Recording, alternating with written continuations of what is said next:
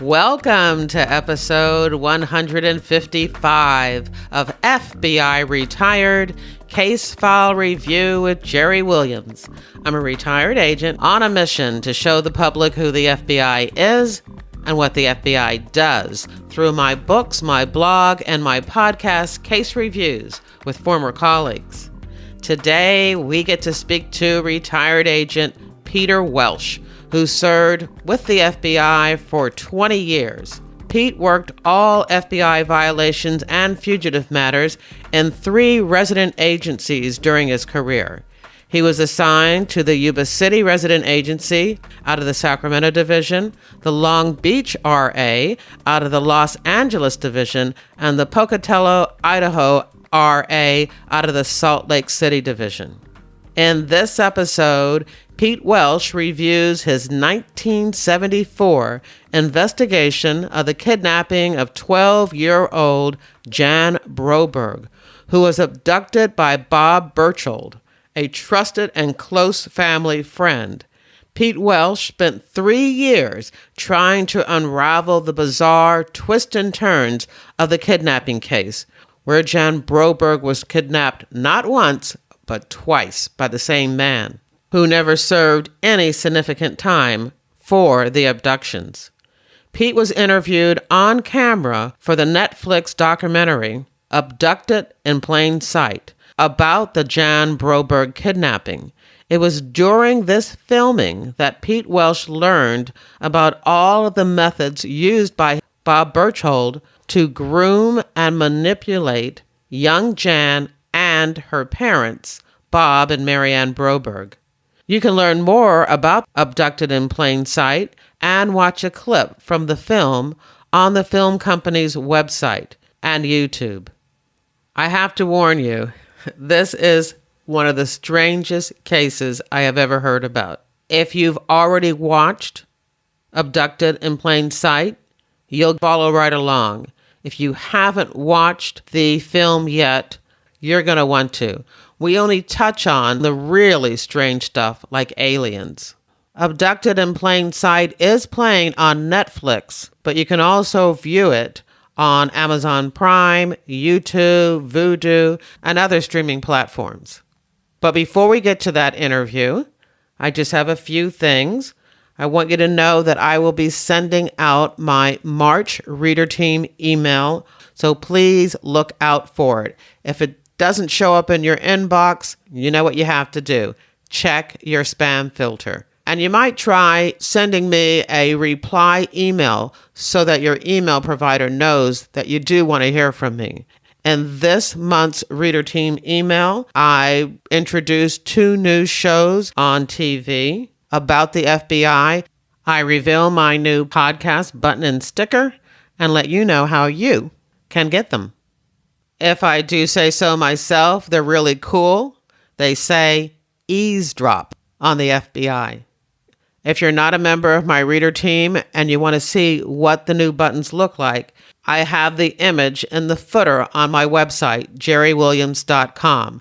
And while you're there, you might as well join my reader team, where in addition to learning how you can get a button and sticker, you'll also get the FBI Reality Checklist, which is a list of 20 cliches and misconceptions about the FBI and books, TV, and movies.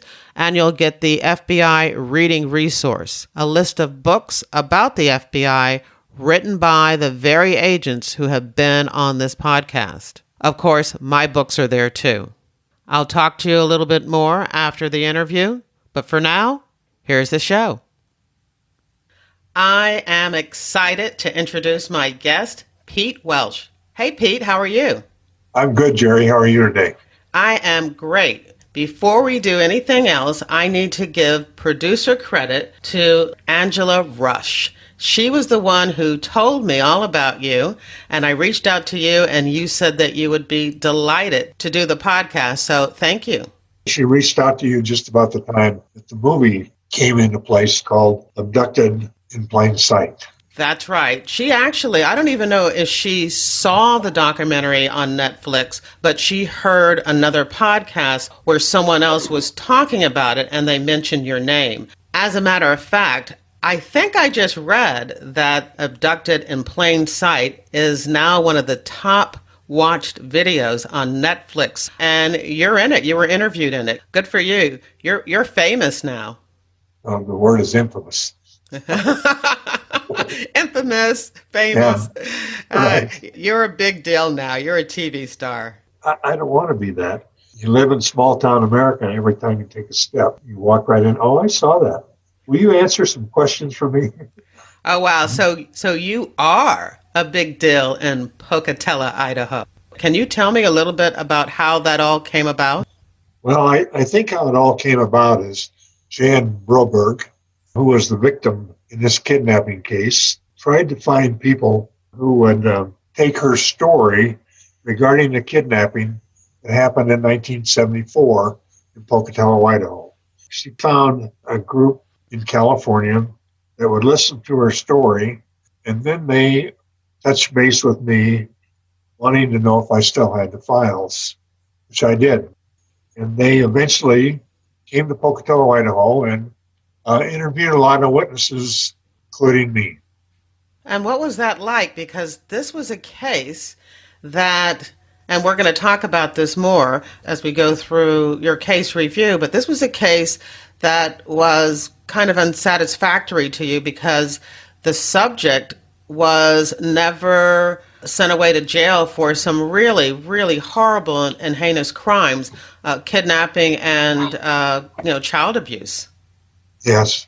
Well, I became frustrated after the fact.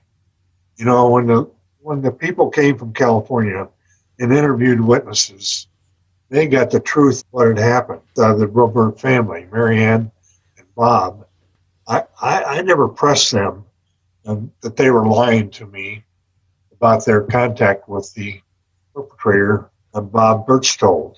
Did you have a feeling when you were doing the investigation that you weren't getting all, the true story?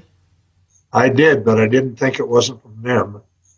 You know, when I first made contact with the Brobergs in 1974, their daughter was gone for 10 days. Some people say 5. I know it's 10 because I got the file. But anyway, she was gone for 10 days before they finally decided to call me. Well, that was a little shaky right there. But, I wanted to bring the daughter back. If I could find her, I didn't see any deception whatsoever. The problem was, if you think about it now, and I think back on it, if they'd have told me the truth, I didn't know that much about child molestation. I wasn't after him for child molestation because of the kidnapping. If they would have told me about all this sleeping together, taking her away again, and the fact that they were having affairs with the perpetrator, I had brought the guy back, put him in jail for life. It had been over in less than a year after we arrested him down in Mexico. When did you learn all of the bizarre truth? Was it during the filming of the documentary or after you sat down and watched it once it was complete? No, they told me during the filming of the documentary. And how did that affect you over 45 years after your investigation, which was already a frustrating investigation, but 45 years later, you find out all of this weird, unbelievable, bizarre stuff about aliens and, sleeping in bed. And we're going to get into all of that. I'm talking because I already know the story because I watched the documentary. But right. What was it like for you to learn that you had no idea? Well, you can tell by looking at the film how frustrated I was. I mean, I spent 3 years of my life, going to court and losing in court and getting it dismissed in court.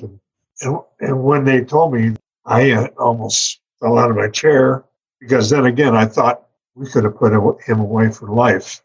I talked to Tom Strenz at Quantico while I was going through this, and he kind of helped me through it, the perpetrator. And who was that? Tom Strenz is Dr. Tom Strenz. He was an agent. He worked in a behavioral science unit. I talked to him back in the 70s, so saying, Tom, what am I supposed to do here? He helped me through it to understand anyhow. Let me just ask you one more question You can before. ask me all you want. Let me just ask you one more question before we get into the case review, and that is, when you had a chance to see Jan again, I take it you had a chance to see her when you were filming this. She and her mom came to my house when filming people were here. I had lunch with them. There was no talking about about the case itself. It was just kind of, how are you? I'm glad to see you. Thank you for what you did to me. And I said, I hope you're all right. Just little talk, small talk. During that lunch, when you saw her and her mother, what kind of emotions came up? Was that after you had learned the true story? Were there Yeah, things that the regrets that you may have had because you didn't know? I mean, you can't investigate something that you don't know. But I'm just wondering, what kind of emotions that brought up. I know you said frustration. there's a lot of frustration. Look, they were uptight. I was uptight. We didn't film any of that, but the lady that was doing the filming and her crew used a lot of small talk and trying to ease us up. And look, I mean, you were an FBI agent. I mean, we just can't grab out of thin air what's going on if nobody tells you the truth. That happens in a lot of cases. But you can work your way through it and find the right clues to help you solve the case. Of all the people that lied to me were the parents of the little girl that I least suspected, because that was their little girl. Why weren't they telling me? They didn't. So As we do this case review, I just want to, let everyone listening know that we will try to keep it in an order where we can talk about what you knew at the time as opposed to what we know now. But it's going to be a difficult case review to get through. So, we'll do the best that we can. I know you will do the best you can. All right. So why don't we start? It's a strange case for sure. I'd just been an agent about 6 or 7 years. I moved from the Long Beach resident agency in California to Pocatello. And I hadn't been here. I probably had been here a couple of years, maybe a year. And I got a call from a man that I knew that ran a florist shop. He said, I think my daughter's been kidnapped. So I only had a couple of partners at the time, and so one of them went with me. I went over to see Mr. Broberg. Bob Broberg is his name, and he owned a floor shop, he and his wife. And I went over to see them, and Bob Broberg, Broberg, and I'll tell you why I spell it out later. They told me their daughter was kidnapped. They were kind of hesitant to tell me about this. I don't know why they called the FBI other than the fact that your daughter was missing. So I talked to them for a while. They told me that maybe a man by the name of Bob Berchtold, and his name is Berchtold, a neighbor. Bob Berchtold had 5 children. Bob Broberg had 3 girls, one of them being Jan. He said, we don't have any idea where they are. A little investigation determined that they had waited more than 10 days before they called us. And how old is Jan? She was somewhere between 12 and 13 at the time. Jan was the oldest of 3 girls. She, I find out, had gone with her neighbor, Bob Berchtold, to go for a horseback ride. I got to back up a little bit because I told you that she'd been gone 10 days before they called us. They're members of the Mormon faith. I guess people from the Mormon church who had airplanes used these airplanes to go out and look for these people, knowing they were heading for southern United States or Mexico. Of course, they didn't find them, and I think that's why they called us. And so I talked to him some more. I talked to Bob Berchtold's wife. She didn't say much. She's a very quiet woman. And Marianne Broberg, I also talked to her and to Bob. They don't know why he would have taken her although he was kind of infatuated with her. And the longer I talked to him, the worse it got. He owned a furniture store in a big old motorhome, and he always dressed in white. His hair was even white. He became infatuated with Jan, and he would take her places. He wouldn't take the other girls. As I learned later on, it's a pretty classic pedophile behavior. So anyway, I kept talking to him. I'm getting very little, and I really had a difficult time trying to figure out where the heck it was going to go next. And then the sheriff out in Power County, which is near a town called American Falls, Idaho, which is about 25 miles west of Pocatello, found Berchtold's car. It was located down along Massacre Rocks, and I can't. It's right along the Snake River. If you look on a map, they found his car. The window had been broken.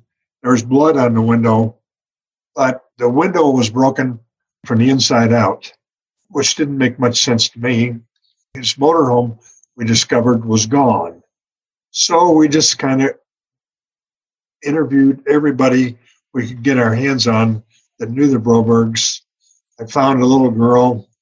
His dad was a doctor, and Berchtold had tried to take her for rides, and the doctor wouldn't let him. So we talked to neighbors and friends, and we talked to most everybody about Jan, about Broberg, and we've come to find out Bob Broberg, and Bob Berchtold were friends, and the families were friends, and they all did everything together on the weekends, like boating and picnicking and all those kind of things.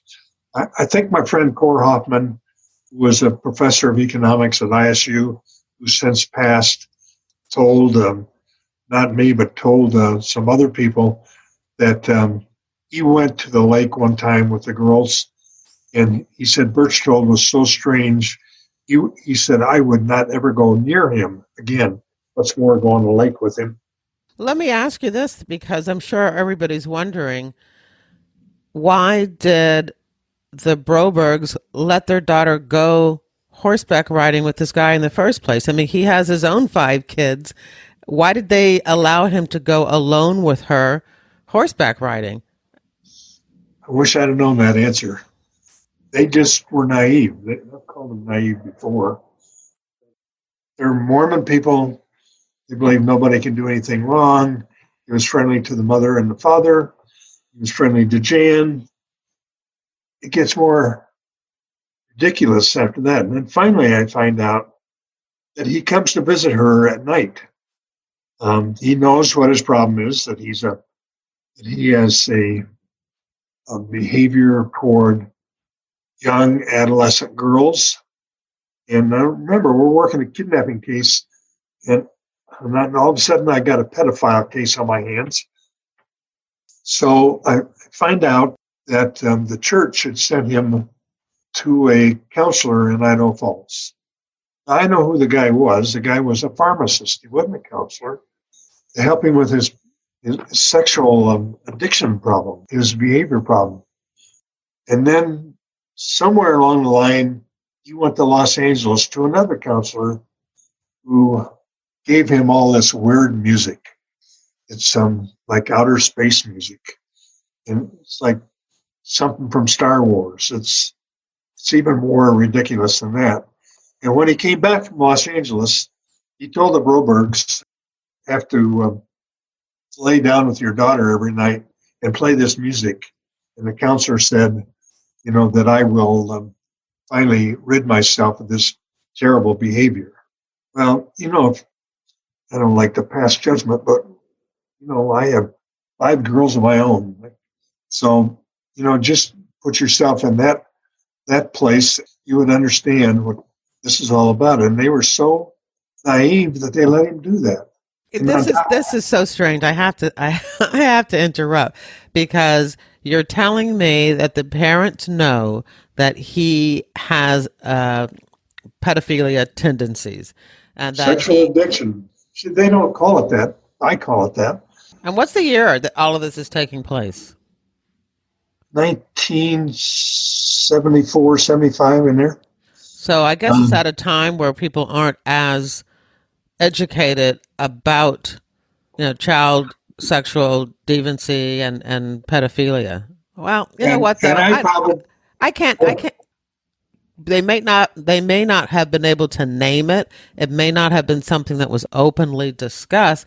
But when you have a grown man who has five of his own kids, and he wants to take your child places, and he needs to sleep in the bed with your child, I mean, triggers and red flags and flashing lights should be going off no matter what your level of education is to child sexual predators. well, I'm not talking about them. I'm talking about people. I don't want to offend anybody whose church mandates their behavior. A nice way to put it. Look, the girls all slept in the basement. It was a nice house. It had a hallway and a bedroom where two of the girls slept, and a bedroom where one of the girls slept. And Jan slept with her sister. I can't remember which one. Then, after he's all of a sudden, he wants to make Jan her own bedroom. So he takes that bedroom where two girls are sleeping and panels it off. Puts makes another bedroom between he just put a Who does this? between the two bedrooms. So Who does this? Excuse me? Who makes the two bedrooms? Birchtold. In the Broberg's house? Right. Yes, ma'am. Okay, that's another big red there's flag all being kinds. waved. Well, I'm not done yet. So I don't know any of this at all because they're not talking to me much, but I discover it as we go along because we interviewed the so-called therapist in Los Angeles and the so-called therapist in Idaho Falls, which is north of Pocatello, about 50 miles. Anyway, he did that, and he laid with her each night, and he'd always give her a vitamin pill, and it turns out the vitamin pill is a sleeping pill every night. I mean, I was worried that he already had molested her several times, but I didn't think much of it because I had to find her. I had to find her before he did something bad to her, which he already had done. So anyway, I was telling you about the American Falls Reservoir, and his motorhome was gone, and he was gone, and he sold his business the day before. A big furniture store. He'd already sold it maybe a month before, but hadn't given it over to the person except that one day, and that's when he disappeared with her. I'm at my wit's end. The parents are saying, "Where is she? Where is she?" So we put some traps, just reel-to-reel tapes on the phone, and we put one on his brother's phone in Ogden, Utah, which is south of Pocatello, about 100 miles, hopeful to get a bite. But we didn't for a long time. I mean, she was gone 55 days before we caught this guy. One day, Birchtold called his brother at a car dealership where he worked and said, I want you to call the Brobergs. I know this is difficult, Broberg and Birchtold, but Broberg is Jan's parents. I want you to call them and tell them that I want Jan's birth certificate because we're going to get married. I had the same age girl that was, I can't remember, 12 or 14. Why anybody would want to marry that age girl. And he was 38 at the time. With the trap on the line, as I called a trap, we were able to go through the phone companies then. You don't do that anymore. But anyway, through the phone companies and found out he was in Mazatlan. And that's where we found him at a hotel. And where did you say he was? He was in a hotel in Mazatlan, and Mexico. Okay, I'm sorry. But anyway, federales went over and talked to, arrested him and they kind of just let her loose. They took her to jail, but they didn't watch her very close. And so I told the parents that's where they were, and the parents flew down there and got her. And she wouldn't talk to her dad because, well, look, I'm learning what I'm going to tell you now later. And after this thing is over, that he played her this, remember that music I was telling you about from outer space? She supposedly woke up tied to her bed, this space music playing. The only way I know that is from a video made by some people in Los Angeles about the kidnapping. That's the only way I know that, because nobody ever told me. I mean, when we brought Jan Broberg back, we gave her to her parents. They didn't do anything. I mean, they took her to the doctor and make sure she was all right. No counseling, no understanding what the heck she'd been through. And consequently, she's had not a real good life. They took her to a doctor, family doctor. I don't know what happened in there. I have no idea. Nobody told me. And so we got her back. I'm elated. I haven't been over to see my kids and my wife for 2 months, something like that. That's how much time you were working on this case. It had you away from. Well, we didn't find her for 55 days. I worked on this case for 3 years before it was over. So I don't know any of this stuff. So, Pete, tell me what you do know, because I want to make sure that we have a good flow here. So okay. They call you, they tell you that she's been gone for 10 days with a grown man who is a friend of theirs. They did not tell me she was gone 10 days. They're acting like she just left. You understand? Yeah. And so what is going through your mind? I think that's important for us to understand. What's going through my mind is I've got to find this little girl. I don't know anything about child molestation. I don't know what's going on with her. I just figured he kidnapped her. Pedophilia didn't come to mind. I mean, you were an agent, when I went through new agents training. I mean, I remember him handing out this page from a coloring book showing a guy hiding behind a tree. It's a long trench coat and a hat over his head, a bag of candy behind his back, and in front of him was a long, long road, and you see a little schoolhouse up in the back of the picture, and this little girl skipping down the pathway. I mean, that's how we all thought about it back in the early 70s. Stranger danger, right? Don't go near a stranger. I'm getting into a lecture, but I know better than that now. So what did you, in your mind, okay, you didn't go there, and obviously they weren't going there either. So what were you thinking happened? I was thinking that somebody knew what happened. So we interviewed his wife. I interviewed the older kids. I interviewed neighbors. I interviewed church members. I interviewed, like I told you, Cor Hoffman. I interviewed a lot of people, and I wasn't getting anywhere, and then I decided that we need to put not a wire, but the old reel-to-reel, like I talked to you about, tape at their house, at Broberg's house. I think we put one at the Bert Stoll's house, because his wife was still there, not knowing what kind of a person he was, and one at his brother's business in Ogden, Utah. And we just waited. And we interviewed people in Idaho Falls, psychologists supposedly, and in Los Angeles, all those places. Okay. Were there any signs of them during this 55-day period? Nope. So as far as you knew, it could have been foul play, and they both could be dead. Absolutely. But no phone calls Nobody came told in. me that the guy was infatuated with this little girl during our investigation. But then as I learned, like from the psychologist, he told the psychologist he had a problem. He told both of them that.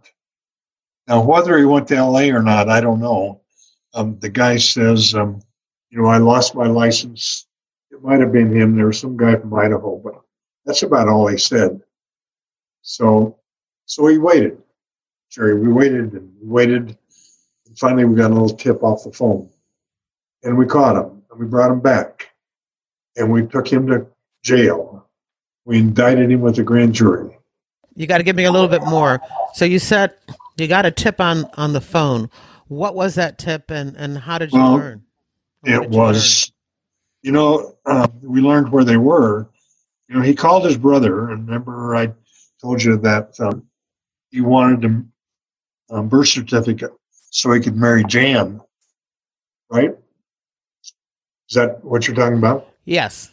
Okay. So using the antiquated telephone system way back then, we were able to determine that the call came from Mazatlan in Mexico. It's right on the Pacific Ocean side. And from there, federales were notified. The FBI's legal attache, as you know, we don't have any jurisdiction. He was arrested, and he cared for Jan until her parents came to get her. And when he brought her back, she went to the doctor. She went back to school, happy-go-lucky. And he was in jail, indicted by grand jury, for felony kidnapping. So, was it determined, I know this is kind of sensitive, but was it determined that she had been sexually assaulted when she was with him? Not to my knowledge. Not to my knowledge. I'm getting stuff off this tape that company made that her hymen was broken, that there was no tearing or anything like that. And she says that what she recalls, that she would hear this crazy, I'm talking about when she got in the motorhome, that she was tied. She woke up tied to the... Hey, hold on. Is this what she told you? I think... It's in the tape. I think because you've watched the tape and I've watched the tape, we are glossing over some important things that helps the people listening who have never seen that tape. I think they're going to be lost several times. I want to make sure that we don't skip parts that help us connect the story together. So That's why I want to know what you know. But when you say the stuff that's on the tape, then just say later I learned or something like that, because I don't want it to just be disjointed because we both know stuff that you didn't know then. Do you know what I'm saying? Yes, ma'am. Okay. So I do. It's a complex story. It's just, for example, Birch Told's arrested in Mazatlan. He was brought back to Pocatello. His court date came up. So he comes to court with an attorney. And she tells the judge, the federal judge, now we're in federal court, that the Brobergs, Bob and Mary Ann Broberg, mother and father of Jan, that they want to drop the charges. Well, in federal court, it's U.S., United States versus Bob Birchtold, right? So there's no dismissing it because the government indicted Birchtold, and the grand jury, they have to show cause why they should drop the charges. And of course, since it's the United States government versus Bob Birchtold, the Brobergs can't dismiss the charges, and the proceedings go on. Had you any idea that they were going to try to dismiss the charges? No. My office is right across from the court, or was at the time. I said, I won't tell you what I said. I mean, it really upset me. If you picture dominoes, 4 of them in a row, you put them in a side by side by side by side, okay? And you name those dominoes. The first domino would be Birchtold. The second one would be Bob Broberg. Okay. The third one would be Mary Ann Broberg. And the fourth one would be Jan. This is the best way I can explain it because I don't know how else to do it. Now that I've taken all this training I have about pedophiles, I learned that they'll do anything. Burke's told, gets a hold of Bob Broberg, and he says, Bob, go for a ride with me. Bob Broberg, go for a ride with me, will you please? And he says, of course, Bob, yeah, I'll go for a ride with you. And then Berchtold starts to talk about his wife's mad at him. He's not getting any relief sexually from his wife. He wants Bob to relieve him. And this is father on father, right? So Okay. Broberg masturbates him. Okay? No. So did they have a relationship? So his friend just out of the blue Not before. asked him. They were just friends. So out of the blue, after he has taken his daughter for 55 days and has Absolutely. returned and has been arrested, they go Right. for a ride, and Burkhold asks Broberg to help him release himself sexually, masturbate Sexually. him, and he says, "Okay." So I learned about that later. And then, so there you can put an X right through that domino, that second domino, it's gone. Just take it out of the picture. So now we have Berchtold. And I guess you say that because now he's compromised. He doesn't want that That's secret out. exactly right. Then compromised. And then he gets Marianne to come down to Ogden, where his brother lives, because that's where he went. He was out on bail. And when he gets her down there, wherever they were, I don't know if they were in a motorhome or an apartment complex, whatever, he seduces her. So now she's been compromised. Just take an X and draw it through that domino. And now I have Berchtold and Jan are the only ones there. There's nobody to be in his way, just he and Jan together. You follow me with that? Absolutely. It's very Okay. scary. All right. It's very scary. But then later on, those people that did that video find out that Bob Broberg had six, I don't know what the word is, six liaisons with each other, six of them. And Marianne had 19 with him.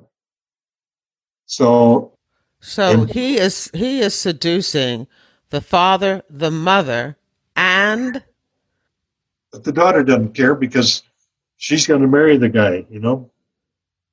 So anyway, that's exactly why they walked into court and said we want to dismiss these charges. And was he blackmailing? no, he wasn't blackmailing him yet. He didn't blackmail him at all. So then why did they drop the charges if he wasn't? They didn't drop the charges. They tried to. Right, but why did they try to? Because they knew that the Mormon Church was going to be all over them. And sure enough, they were. And they got, I think the word is disenfranchised. They got booted from the church, which is, you know, like a black mark in your life if you can't go to church. And what was that based on? Why did the church do that to them? Because of what they did with Berchtold. Oh, so he did tell people. Right. Well, he didn't tell them. They found out about it. And I don't know how they found out about it. Knowing them, they probably told the church themselves. And so they were disenfranchised for a period of time. That's all I can say. I don't remember when they got back because I didn't keep up with them after a bit. Those 19 times and 6 times didn't all happen overnight. It was over a period of time. But then on top of it, we go to court, right? Federal court in Boise. We got one here, but it wasn't tried here. So we go to federal court in Boise just about the same time that Jimmy Carter was president. We're changing the United States attorneys. We had a brand new United States attorney. And when we walked into court, the United States attorney stood up and said, we want to dismiss these charges. This is just unbelievable. So I'm in the courtroom, and federal judge that I'd appeared for many times, he says from the bench, "Hey, Pete, call me Pete. I can't call you to the stand. What's going on here?" So I told him, standing in next to my seat that most people sit in to watch a court proceeding. And eventually, he convinced the United States attorney to try this case, and he got like 6 months, or 45 days, excuse me. He got 6 months reduced to 45 days because he'd been in jail for a while. So I'm going, what the hell is going on here? So who are your let's dig deeper into this a little bit. Okay. So the Broberg say they want the charges dismissed. That's The United in federal court in Pocatello. Okay. The United States attorney gets that information and decides to agree with them. They also want to dismiss it. I take it because they don't have the parents, Brobergs, available to testify. Is that correct? No, they can testify. All he has to do is call them. I don't know if they would have.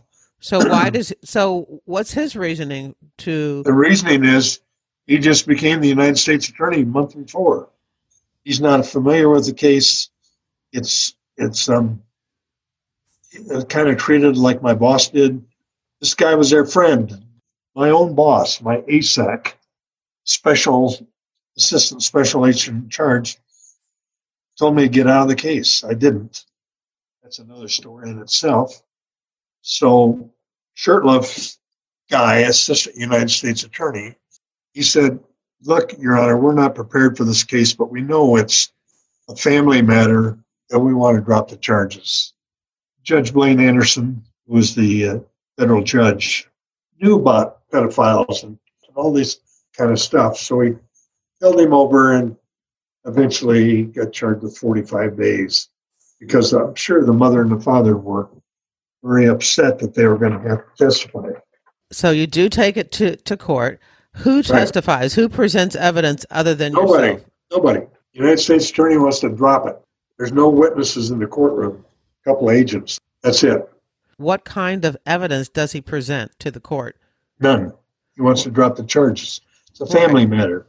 Right, but the judge doesn't allow him to do that, and he doesn't allow him to do it, but he lets him out on his own recognizance. So first told, eventually through his attorney, got about 6 months to get his business together. Right, we don't know about the 45 days yet. He lets him out on his OR, and he's got 6 months to get his affairs together. Okay, so when he gets his affairs together, we're going off on another tangent now. So he opens up a fun center in Jackson Hole, Wyoming, which is 3 hours from me. And it's, like pinball machines and all this other kind of stuff. And Jan begs her mother to go. Begs her and begs her and begs her. Guess what? Her mother took her to the airport and let her fly to Jackson Hole to be with him for 2 weeks. Wow. Yes, well, I was right. And this is yes, it's real. Yeah, but this is the same man that she's allowing her preteen or early teenage daughter to go stay with for 2 weeks. Right. She's actually had an affair with this same man with at least 19 liaisons, and her husband has too. I don't know how many times she'd been with that guy when she let Jan go, and I don't know how many times Bob had been with the guy. And we've got to speak nicely of Bob. I love the guy, and he just passed away. He was the only guy that told me the truth. But anyway, she let her go to Jackson. And then she's home from Jackson, and he's getting ready to go to jail. He's got everything in order. He's ready to go to jail. He's got to serve 45 days, but there's some good behavior in there and time served. And he goes to jail. And I don't know what day it is, Jerry, but it's like, let's just call it Tuesday. On Tuesday, he goes to jail. On Tuesday morning, they can't find Jan. She's gone again. So what he had done is I hear conflicting stories, whether he flew her to Los Angeles or he drove her to Los Angeles. And here comes another twist, okay? She goes to a Catholic school near the Rose Bowl. And the reason she went there is that he, representing himself as a CIA agent, for him, says, I'm in Lebanon. And my wife just was murdered. And I got to continue my work. So I need to send my daughter someplace where she'll be safe. So the nuns agree to pick her up at the airport, take her to the Catholic school. I don't recall the name. So now we got her missing again, second kidnapping. I have no idea, none. And he's sitting in jail. Of course, I went to interview him. I don't know. I don't have any idea where she went. She and I are done, all these kind of things. So we wait and wait. Now here comes another twist. All of a sudden, her father's florist business, downtown Pocatello, catches fire. It not only burned down, but so did American Land Title and Moggs Prescription Pharmacy. He burned down a whole half a block. So we finally found out who set the fire, and there was 2 guys in jail with Birch told that were kind of, I don't know if they're on drugs or they're alcoholics or whatever they were, but Birch told offered them $1,000 a week if they would set fire to Bob Broberg's business, Atkin Florist. They not only did, they set the whole block, like I told you, half a block. So now we got a predicament. So state takes over the arson and eventually convicts those 2 guys, but not Birchtold. They say it was him, but no proof. So we get the arsonist, and I can't indict him, of course, because I don't know what he's doing. So the arson happens, the state takes over, and then Birchtold gets out of jail. And he goes directly to Salt Lake City to his old motorhome.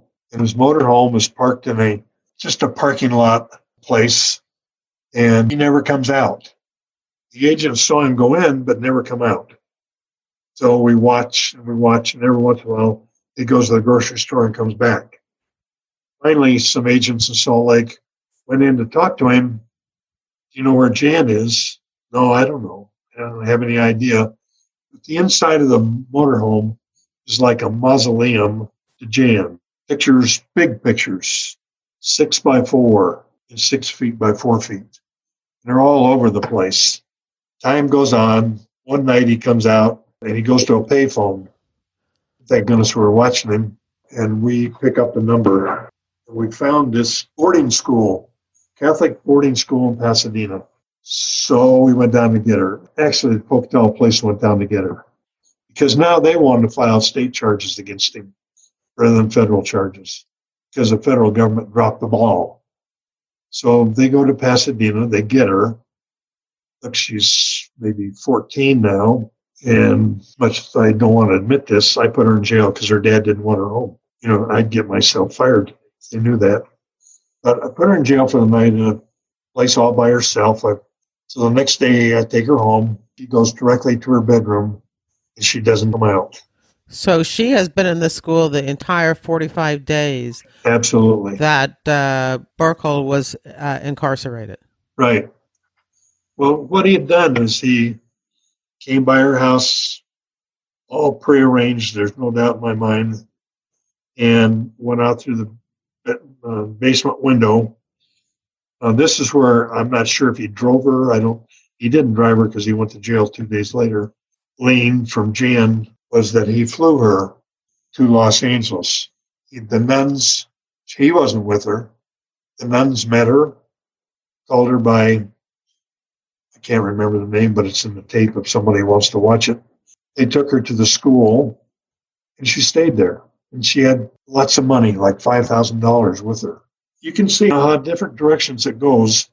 I mean, my mind was going like that. So if I would have known that the Brobergs were horsing around, that the guy was laying by their daughter, and all these other angles that came in on this thing, and if they'd have told me the truth, the FBI could have solved this case as soon as we found him the first time and put him away for kidnapping, child molestation, Mann Act, whatever we could get our hands on. And I get on a plane and I go to Los Angeles and appear before a grand jury and indict him for impersonation of a CIA agent. Before I could get back from LA, they dropped the charges. So now he gets away with arson, he gets away with the CIA business. So the state wanted the case. Garth Pincock was a prosecutor. And I don't blame him. He's mad as the dickens that this guy wasn't sent away the first time. And I never argued with him. Just do the best you can. So, but the problem was he decided that he was going to send him to health and welfare, make sure that he was mentally stable. Now, Jerry, I've been talking to Tom Strenz the whole time I was going through this. Tom Strenz was in the behavioral science unit, and he and I became fast friends, kind of. And he would help me through this because I was going ballistic. What went this way? What went that way? Tom said, you don't want to let him do that because they go to health and welfare and find out he's stable. He's gone. And that's exactly what happened. They left him over there 6 months, in Idaho State Penitentiary, going through all kinds of tests. He said, there's nothing wrong with him, and they let him out. Was this a case of him pleading not guilty for reason of insanity or something like that? No. The state sent him to health and welfare. And this is just like a pre-trial evaluation? Just an evaluation period of his behavior. Was he insane? Was he not insane? And they found him not insane at all. So they let him loose. He spent 6 months in jail, but that was it. So anyway, this is what I heard as he moved to Salt Lake City. And this was a second 6 months after he had 45 days. After the 45 days. After we found her. Then he got another 6 months. 6 months for evaluation. That's all, just evaluation. Okay. After they learned that he had orchestrated her going to this private Catholic school. She said, well, Brother B, as they called him, put me here. After he got out of jail, he used to come visit me each weekend, and we'd go swimming and go to the zoo and God knows what else. So we arrested him. The state arrested him, not me. I was there. I wanted to go federally, but I couldn't get them convinced to do it. The first I heard of him was that he married the deputy sheriff in Salt Lake City. She had a 10-year-old girl. And my theory is, I don't know if you want my theory, is Jan, without being rude, Jan grew a bump on her chest. He wanted a kid. No breasts, And she married him, and she figured out what he was doing and booted him. Then he was arrested for some kind of fraud. I never looked it up because I didn't care, and he spent 2 years in jail. Then from there, he moved down to southern Utah, the best I could tell, and northern Arizona. And that's where, I think the name of the town was Litchfield, but I'm not sure. Anyway, that's where he moved to this small town. All of a sudden, he became the leader of the Mormon church. Nobody looked to see who he was. And Jan's mom wrote a book by Marianne Broberg, and it's called Stolen Innocence. So I take it that she kind of explains their motivation for allowing this grown man to have so much access. No way. Not in here. It's not in there. I was upset, to say the least, that I spent 3 years of my life and all I had to do spend 6 months, and I had him. If they'd have told me the truth. That's the worst part. Denies everything that Jan is implying. He called his heart medicine, took something else, and he killed himself. And he was dead. Wow. So you kind of insinuated that Jan was not his only victim. Was he ever charged with other molestations? Well, he never got to it because the parents got onto it too quick. So as far as we know, Jan was the only victim, which he went all the way through with sexual assault. I don't believe that in a minute, but that's all I knew. Pedophiles don't stop what they're doing. And one example of that is when he left Jan because she had breasts, he went right to a 10-year-old girl that didn't have breasts. But he found a real naive family, big time naive. And not that they're bad people, they're nice people, but he just took them for a ride. Well, I know you've had the opportunity to meet with him, and you had said that you thought that the father, Broberg, was a great guy. But I think it's hard for me and others that are listening to simply call them naive, no matter how kind Brokaw was to them and their daughter. Once they realized that he was manipulating them, both of them, I take it that the parents knew about their sexual activities with him. You would think at least at that point it clicks. They know they were never a part of his plan other than to use their story to manipulate them into doing what he wanted them to do. And I agree with you, but they never told each other about the sexual encounters for a long time. I call them naive because I think about my own children. Nobody could do that to my kids. I just think that how they not know what was going on? Especially when you're saying that they let a grown man They let him sleep in the bed with their right. pubescent daughter for days and weeks at a time. Let them sleep down in the basement with their daughter. It's unbelievable. It's such a strange case because you worked this case for so long and really saw no outcome. It has one of those strange, unsatisfying endings. It does. It's most difficult when people don't tell you the truth. I think that's the bottom line of the whole thing. You take it for granted that parents of a kidnapped little girl would just reach out to you, tell you everything about her. Well, they did. Tell me he's outgoing, loving little girl, but they forgot something.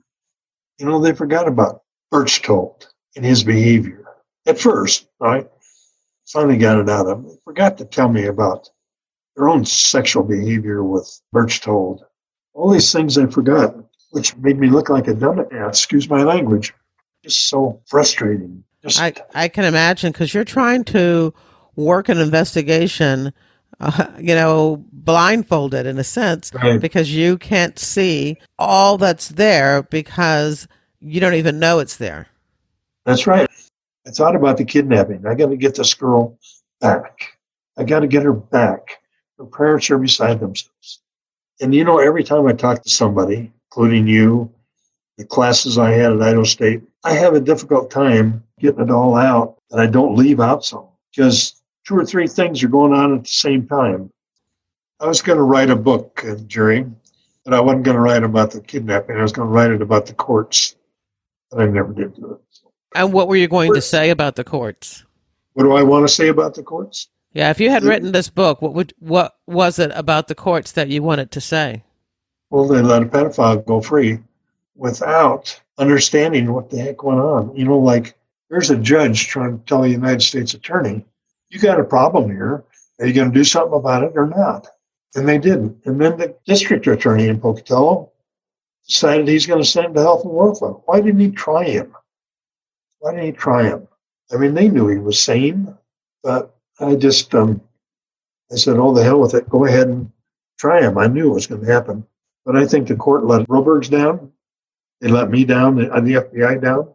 They didn't let Birchtold down. He was probably the only happy one in the whole mess.